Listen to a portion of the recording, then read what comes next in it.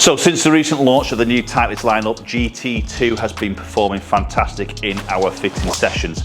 Tight dispersion's been a real standout point of this particular driver. So that got me thinking, and I wanted to put that up with arguably one of the most forgiving drivers I feel is on the market at the moment, and that's the Ping G430 10K. So that 10,000 moment of inertia, ultimate forgiveness. Let's see how GT2 stacks up against the Ping in this video. So as many of you know, the Ping G430 lineup has been incredibly popular. Forgiveness has been one of the biggest standout points of this particular lineup. And then of course we then got the introduction of the 10K version, maximising that forgiveness yet again. So I feel this is one of the most forgiving out there. So this is where I'm interested to put GT2 up against it. We're going to compare both drivers. Obviously the looks are very different. We're going to talk a little bit about the tech, but I have done full depth of reviews of both of these videos, so you can go and check that out a little bit more. This is going to be like a comparison of the looks, the feel, the performance, and obviously let's see which one is the most consistent in terms of that dispersion. That's what I'm really looking for in this video. So we're going to get underway with the Ping to start off with.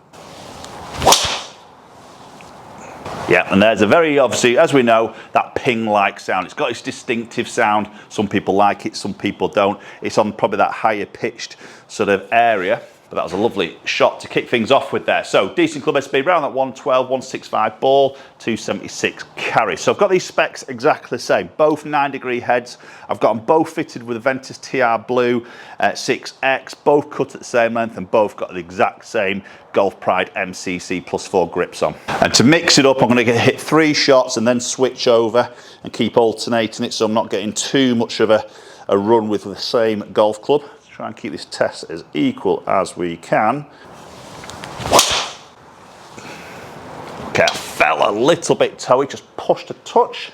Yeah, there's that toe strike. The flight's been very good, to be fair, and that's I think where these more forgiving drivers, especially the 10K, the weight at the back of the head, the more longer from front to the back of the drive, that elongated sort of shape of it is allowing that weight to go really far back, helps with stability, especially on those slight misses. So as I say, with the Ping, it's got its distinctive look, hasn't it? We've got the turbulators, a much more of a busier head in comparison to the Titleist.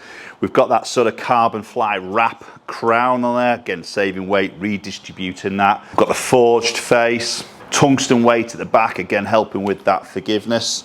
So there's plenty going on in terms of a tech, and probably a little bit more visible tech in comparison to the Titleist. That does not mean that GT2 hasn't got anything to offer. This video is sponsored by HelloFresh, which I love and use on a regular basis. We have a unique offer for you, 60% off your first box, followed by 20% off for the next 2 months, plus free desserts for life. Now, I'm definitely not a cook. In fact, making an omelette is as good as it gets for me. Plus, with a busy schedule of coaching and filming, finding time to think of meal ideas and then going out and shopping for ingredients is very difficult. This is where HelloFresh takes all the stress away. Loads of recipes to choose from with simple step-by-step guides to follow, and all the ingredients are already measured out, which makes for zero wastage. As you'll see here, I'm cooking a venison steak with creamy mustard sauce served with rosemary potatoes and roasted pear salad. A big step up from an omelette. HelloFresh is very flexible. You can pause, cancel or change your delivery address whenever you want, so you're in full control of when you want your meals. So to take advantage of this unique offer of 60% off for your first box, followed by 20% off for the next 2 months, plus your free desserts for life, simply scan the QR code on screen or use the discount code UNIQUENEWTON on their website, which is linked in the description below. Bon appetit. Just a bit pulled up that left-hand side, but found the middle of the club face again. So switching into GT2, and for me, I've done a review video of this. You've probably checked that out. Maybe if you haven't, please do so. Great looking driver. I mean, Titleist makes some fantastic looking drivers. Totally different to what we see with the Ping. So that's going to be very much a personal choice in terms of what you like the look of down by that golf ball. But I think for me, the Titleist wins it on the looks. Clean, black gloss top, very beautiful sort of shape on it. Just a simple GT logo. We're seeing a little bit more of that white etching on the face, maybe than previous TSR lineup, which I think just frames the ball quite nicely, to be honest. But apart from that, it's very sort of clean, very more of a classic sort of look, not as techy and as bumps and lumps and go faster stripes and all that sort of carry on that we sort of see with the Ping a little bit. And the sound is very different as well. That feels and sounds fantastic. I've said that before. I'm a big fan of the Titleist drivers in terms of the sound of the feel. That's superb. A little bit more club head speed with that, but good ball speed there, really good ball speed. And again, a great strike. Oh, that's beautiful. A little bit of left to right shape on that. Sounds fantastic, feels really solid. So technology in the Titleist driver, there's plenty going on under the bonnet because it doesn't look like there is when you just simply look at the driver itself, because obviously it's very clean. We've got the weight at the back, as we see with the Ping, and we know what that's going to do. The big talking point here with the Titleist is the crown. Again, you wouldn't tell the difference because obviously it's clean, you don't see it, but it's now a new thermoform polymer, I think it is. It's a lighter substance. It's very, very strong, but a lot lighter than the titanium crown that we've had in previous models. Again, that is going to save weight, reposition that weight in different parts of the club to maximise forgiveness and ball speed. Oh, beautiful. Beautiful. Maybe a touch low in the face on that strike and get picky. Yeah, fraction, not a lot, but ball speed's excellent again. Spin's very good and controlled and around that sort of 280 on that carry mark. Let's get back into that Ping. Okay, so let's just quickly put these two clubs down side by side. As I mentioned, totally different, poles apart in terms of look, very clean with the Titleist.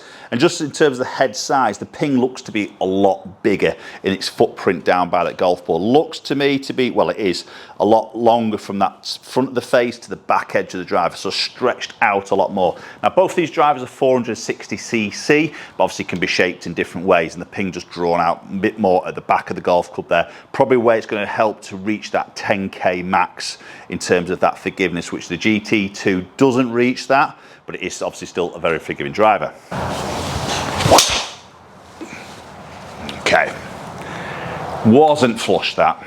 I mean, that's got to find that fairway, but that wasn't flush. That was a little bit of that low heel shot, gives me a little bit of that, starts a touch left, just cuts back. It's found the fairway, and again, that's probably the whole idea of this 10k. When you don't get it right, maybe that little bit of stabilization in that head, that control, stability, is just going to keep those particular shots a little bit straighter. Good flight. It's a strong flight. I really do like that Ping. I just think the sound, the feel, and the looks, the Titleist definitely winning it for me, but the performance of the Ping is very good. Okay, so back into the GT2 for another set of 3.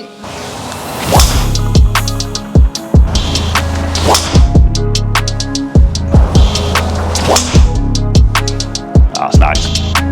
Cracking ball flight there again. Bit straight on that particular one. Good ball speed yet again. So final 3 with the Ping 10k.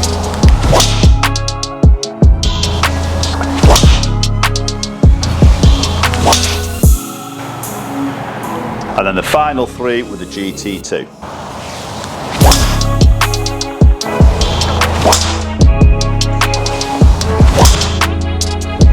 Okay, there's an absolute cracker to finish off there with the GT2. Let's go look at some numbers, dispersion, and maybe see which one comes out on top. Okay, so looking at the dispersion rings to start off with, so the white being the Ping, the orange being the GT2. So really nothing splitting it up. So really splitting those two is very difficult to sort of do. Okay, quickly looking at the numbers there, so you can see GT2, little bit more club head speed as an average against the Ping. Same shaft, same length, everything like that.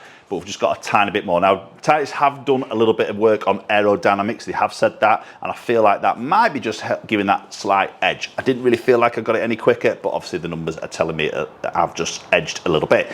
Ball speed then is obviously going to jump up a little bit as well, 2 mile an hour of ball speed there. So if the club head speeds were exactly the same, I think the ball speed would be very, very identical there.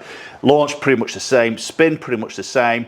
And the carry total there, because of that little bit of extra ball speed, it's just edging it a little bit with the GT2. So number-wise there, very identical. Dispersion on that particular test, 9 shots hit with each, very identical. Very difficult to split these two drivers. The bottom line is, these are both fantastic golf clubs. Probably personal choice. I think the looks is really going to split it, and the sounds and how you react to those more than maybe the numbers potentially. Again, you've always got to go and get fit yourself, but I would always go Titleist, in my honest opinion. Better looking, better sound, better feel, Titleist for me. Appreciate you watching as always. Hopefully we'll catch up with you all very soon.